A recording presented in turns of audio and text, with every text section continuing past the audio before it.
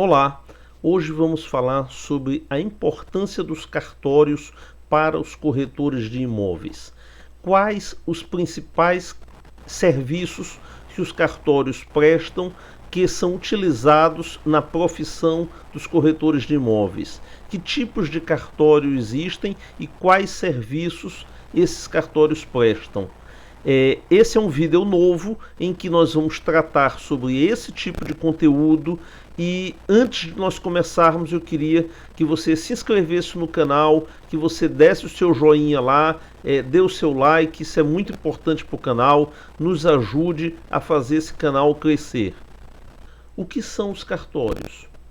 O cartório é uma repartição pública onde funcionam os ofícios de notas, os registros públicos e onde se armazenam documentos. Hoje, o nome correto é Serviço Notarial e de Registro. Porém, nós, principalmente aqui neste vídeo, vamos continuar chamando de cartório e por muitos e muitos anos as pessoas vão continuar se referindo aos serviços notariais e de registro como cartório. Então, em todo esse vídeo, nós vamos tratá-los como cartórios.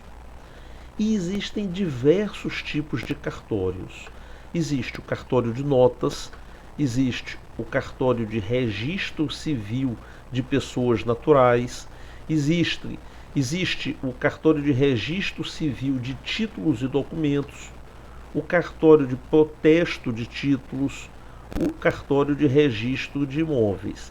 E o corretor de imóveis, ao longo da sua profissão, ele vai utilizar o serviço de todos esses cartórios e eu vou mostrar aqui quais são esses serviços e onde o corretor de imóveis utiliza cada um desses serviços, cada um desses cartórios. Primeiro, nós vamos falar sobre o cartório de notas, que é onde se formaliza os contratos de vontade das partes. Ele é dotado de fé pública, podendo dar forma legal ou autenticidade em documentos. Quais são os principais serviços que o corretor de imóveis utiliza no cartório de notas? Um deles, reconhecimento de firma. E aqui eu mostro a diferença entre reconhecimento de firma por semelhança e por autenticidade. O reconhecimento de firma nada mais é do que uma declaração ou uma certidão do cartório dizendo que quem assinou aquele papel é fulano de tal. Só que o cartório pode reconhecer aquela assinatura de duas maneiras, por semelhança e por autenticidade. Qual a diferença das duas?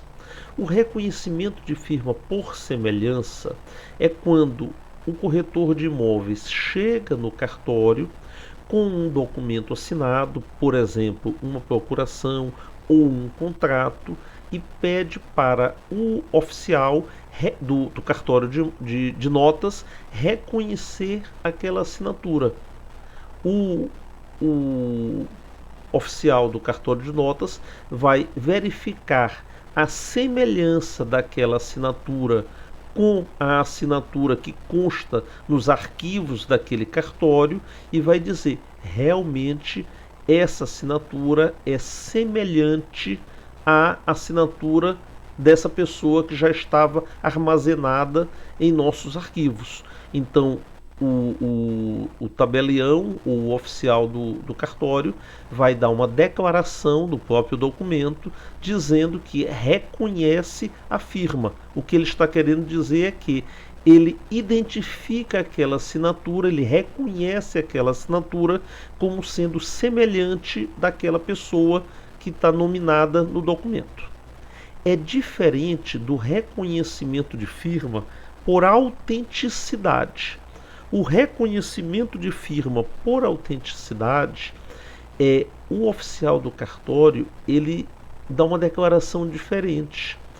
Ele diz o seguinte, que fulano de tal esteve no meu cartório, se identificou a mim e assinou aquele documento na minha presença. O reconhecimento de firma por autenticidade, ele não deve ser feito sem que a assinatura seja posta no documento na presença do funcionário do cartório. E quando se usa o reconhecimento de firma por semelhança ou o reconhecimento de firma por autenticidade? Quando as partes assim escolherem ou quando a lei determinar. Um exemplo de quando a lei determina: quando se assina um documento de compra e venda de transferência de propriedade de um veículo automotor, isso é assinado, a firma é reconhecida por autenticidade, ou seja, a pessoa que está vendendo o veículo vai no cartório, preenche aquele documento de transferência e assina na presença do oficial do cartório de notas, que reconhece a firma por autenticidade. Um exemplo de reconhecimento de firma por semelhança: contratos de compra e venda assinado, normalmente o corretor de imóveis leva no cartório e reconhece por semelhança. As partes de um contrato podem exigir reconhecimento de firma por autenticidade? Claro, vou dar um exemplo.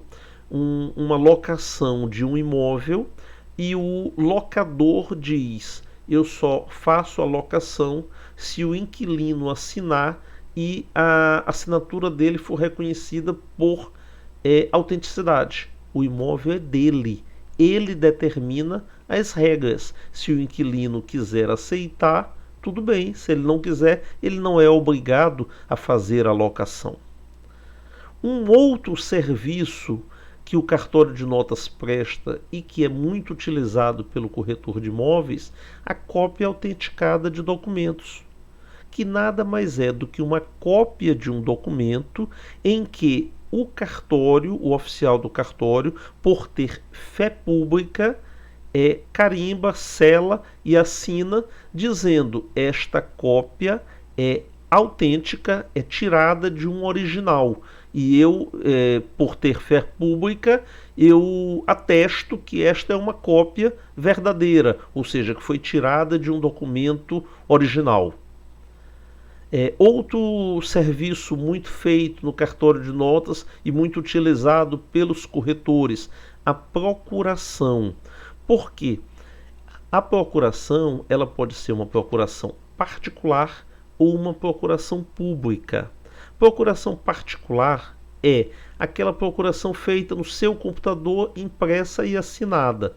A procuração pública é uma procuração muito parecida, só que elaborada dentro de um cartório de notas e com fé pública, ou seja, passa a ser uma procuração pública. Quando é utilizada uma procuração particular e quando é utilizada uma procuração pública? Quando a lei determinar ou quando a vontade das partes assim o determinar. Por exemplo, alguém vai fazer uma locação e o inquilino vai assinar, alguém vai assinar pelo inquilino por procuração. Normalmente pode ser uma procuração particular, a não ser que as partes determinem que tem que ser uma procuração pública. Detalhes onde a própria lei determina que a procuração é pública. Para compra e venda de imóveis, a lei determina que a procuração deve ser pública e específica. Outro trabalho, outro serviço que é muito feito no cartório de notas: os instrumentos públicos de compra e venda, a famosa escritura pública de compra e venda, a escritura pública de doação, a escritura pública de instituição de usufruto. Todos esses instrumentos de vontades são elaborados e feitos no cartório de notas. Também é feito no cartório de notas os inventários, dependendo se a lei assim o permitir, e o testamento. Quando o inventário pode ser feito no cartório de notas? quando as partes tiverem as condições determinadas em lei, ou seja, quando o inventário puder ser extrajudicial, ele pode ser feito no cartório de notas, não precisa ser o inventário judicial. O testamento também é feito no cartório de notas. Mais na frente eu vou gravar um vídeo só sobre inventário extrajudicial. Agora nós vamos falar do cartório de registro civil, que também é muito utilizado pelos corretores de imóveis. O cartório de registro civil de pessoas naturais é uma serventia extrajudicial onde é possível registrar o nascimento, o casamento, os óbitos, a conversão de união estável em casamento, entre outros serviços. Por exemplo, mudança de nome ou sobrenome, registro de emancipação, registro de divórcio, alteração na filiação por reconhecimento tardio e outras alterações. Onde o corretor de imóveis utiliza o cartório de registro civil? Quando ele precisa tirar uma certidão de nascimento atualizada do vendedor ou do comprador do imóvel, quando ele pega uma matrícula e descobre que a pessoa mudou de estado civil e na matrícula do imóvel ainda não consta essa averbação de um casamento ou de um divórcio ou de uma viuvez, ele tem que se valer dos serviços do cartório de registro civil para buscar o documento atualizado daquela pessoa para averbar na matrícula do imóvel. Quando ele vai fazer um contrato de compra e venda, uma escritura pública de compra e venda, ele precisa da certidão atualizada de casamento ou de nascimento da pessoa que está comprando ou vendendo o imóvel. Então, todos esses atos da vida civil das pessoas, elas são registradas no cartório de registro civil, também chamado de cartórios de família. Então o corretor precisa, com uma certa frequência, desses serviços do cartório de registro civil. E quando você pega, uma curiosidade, quando você pega um documento desse cartório de registro civil, uma certidão de nascimento, uma certidão de óbito, uma certidão de casamento, sempre consta a folha e o livro. E como observação eu digo, o livro A é o livro de registro de nascimentos, o livro B é o livro de registro de casamentos, o livro C, o livro de registro de óbitos, o livro D, o livro de registro de proclamas e o livro E para os demais atos da vida civil das pessoas. Outro cartório que é bastante utilizado pelos corretores de imóveis, o cartório de títulos e documentos, é o cartório de registro civil de títulos e documentos, onde são registrados todos os documentos que não foram atribuídos aos demais cartórios.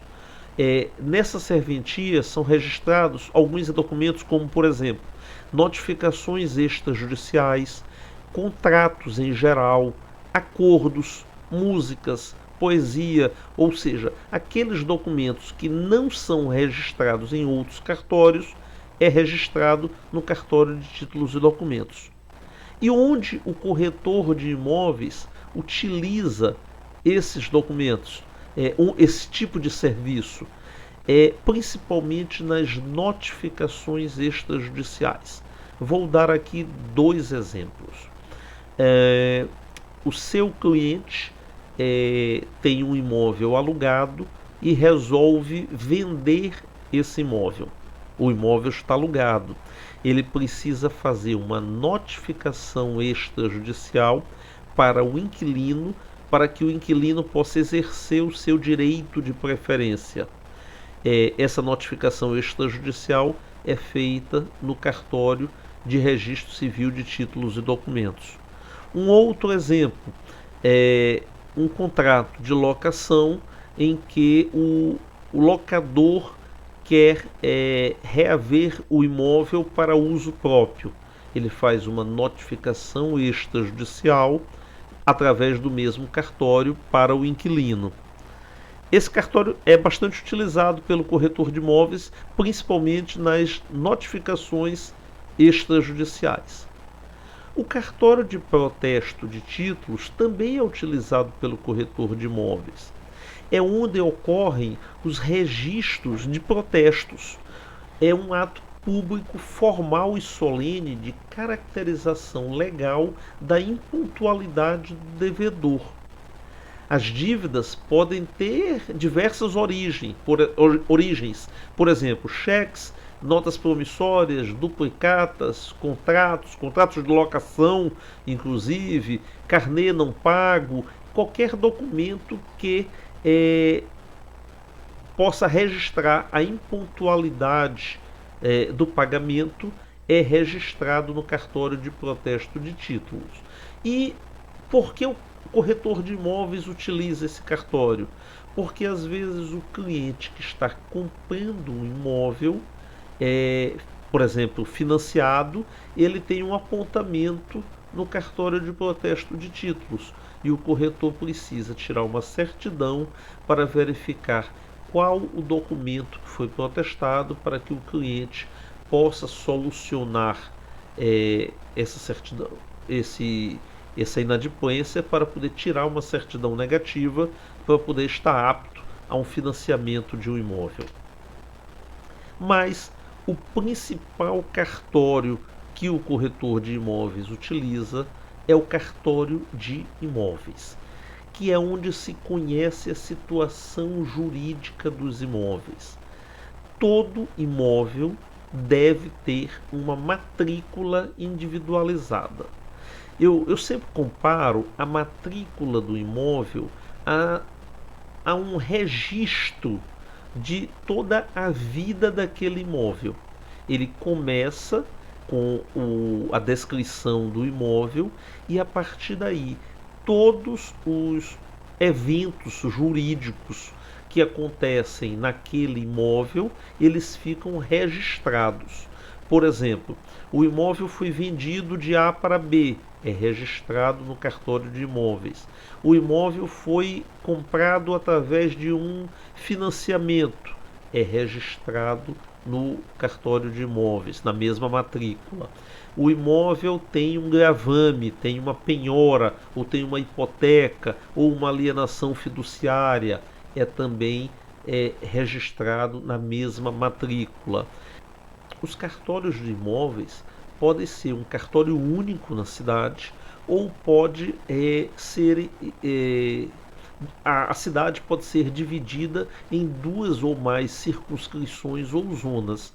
Ou seja, numa cidade pequena, normalmente nós temos um único cartório de imóveis, onde todos os imóveis daquela cidade estão registrados no mesmo cartório.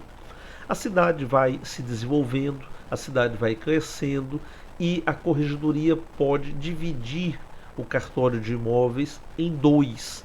Por exemplo, na cidade que tem 2 cartórios de imóveis, cada um fica com uma zona da cidade. Ou seja, determinados bairros são registrados em um cartório. Imóveis de outros bairros são registrados em outro cartório. Não é uma opção do proprietário de registrar no cartório A, no cartório B ou no cartório C. A cidade é dividida em zonas e cada cartório de imóveis é competente para registrar os imóveis daquela área da cidade. Quais são os principais livros do cartório de imóveis? O livro 1, que é um livro de pré-notações. O livro 2, que é o livro de registro geral, que são as matrículas dos imóveis. E o livro 3, que é o registro auxiliar, que é onde ficam registrados documentos que têm relevância para os imóveis.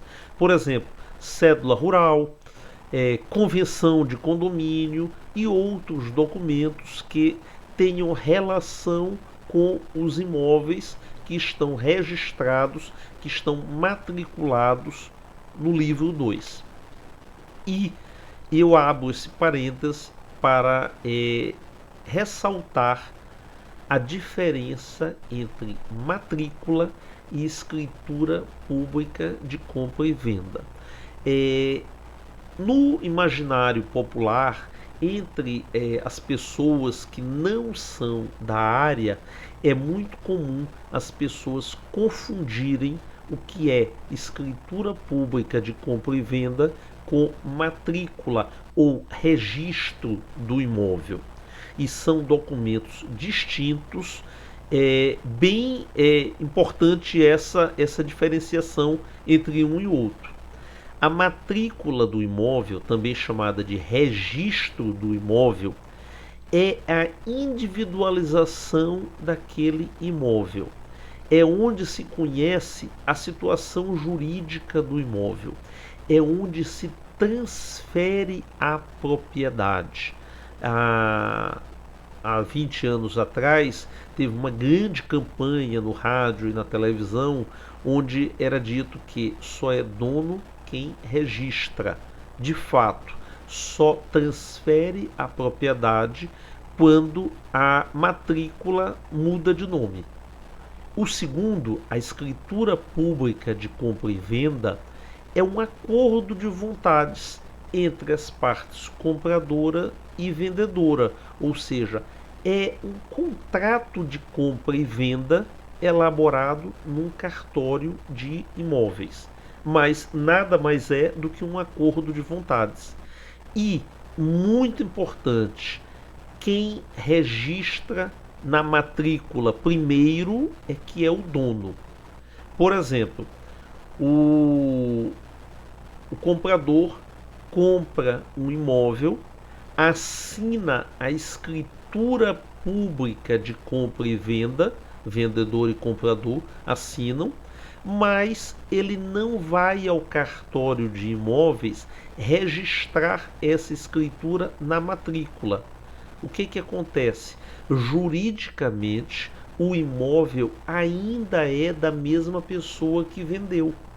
Se ele demorar 10 anos para registrar essa escritura no cartório de imóveis, na matrícula, esse imóvel continua sendo do vendedor, podendo sofrer ônus ou gravames inerentes à atividade do vendedor. Por exemplo, o comprador, apesar de ter a escritura pública de compra e venda em mãos, não registrou no cartório de imóveis, ou seja, a propriedade continua com o antigo dono, e este antigo dono, que era o vendedor, ele sofre uma penhora, ou ele sofre um bloqueio judicial, e o direito do comprador fica prejudicado, porque ele nunca passou aquele imóvel para o nome dele. E aí a última dica é uma pergunta: toda venda precisa de escritura pública? Ou seja, toda vez que eu vender um imóvel, eu preciso ir no cartório de notas fazer uma escritura pública de compra e venda? Não, existe uma exceção. Desde 1997, através da Lei 9.514, as vendas financiadas pelo sistema financeiro, ou seja, todas as compras e vendas com financiamento bancário, este contrato de financiamento bancário substitui a escritura pública de compra e venda perante o cartório de imóveis. Ou seja, a pessoa que comprou um imóvel através de um financiamento bancário pode pegar este contrato de financiamento bancário e levar ao cartório de imóveis e registrar esse contrato, trocando a propriedade do imóvel para o seu nome. Essas são as principais diferenças entre os cartórios. Estes são os principais serviços que os cartórios de notas, de registro civil, de títulos de documento, de protesto e de imóveis prestam e que têm ingerência na atividade profissional do corretor de imóveis. Muito obrigado. Por favor, comentem e deixem o like e se inscrevam no canal.